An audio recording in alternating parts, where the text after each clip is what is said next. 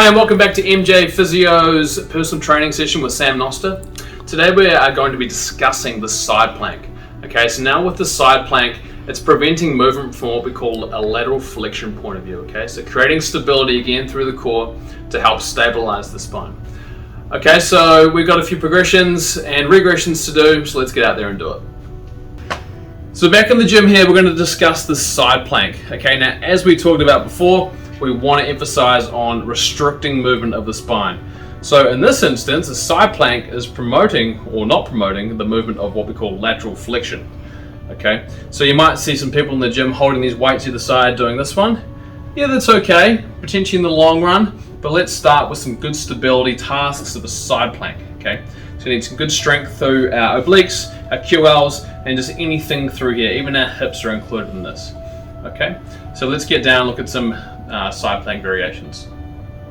Cool, so we're going to start our side plank on our side. Okay, now the most easiest way to do the side plank, the most regress version, and it's okay if you're at this limit or this level, is to get down on your elbow,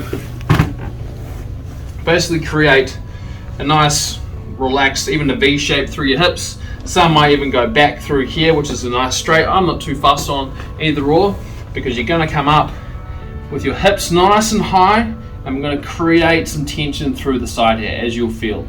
Okay, you can hold this for any amount of time. It does depend on the person. If you're new to this exercise, let's hold to about a 7 to 8 out of 10 intensity. 10 out of 10 is obviously a little bit too much. A 3 out of 10, for example, you should be able to keep going, or progress. Okay, so that's our first variation of the side plank. Our next variation is basically going to be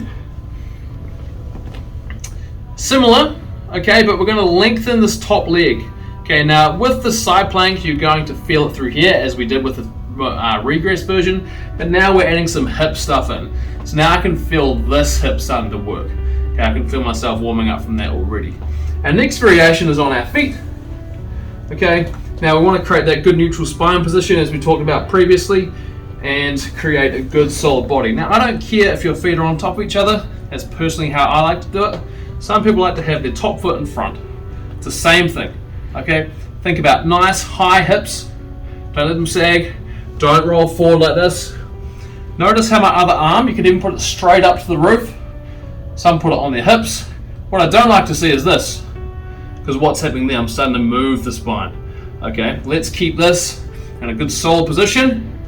Okay, hold this for any amount of time, up to a minute, even a minute and a half for those athletes out there.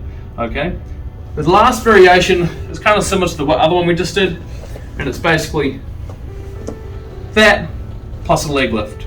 Okay, you could do a hold, you could do up and down, depends on your ability. Okay, so I think with those, identify where the intensity is that you might need to get some stimulus and a good stressor through the body. Okay, so for me, it's probably a minute of a good side plank.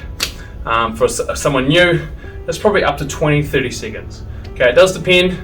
You choose, understand what it feels like to get that stability through the core and maintain those good positions without moving the spine. So thanks for tuning in once again, team.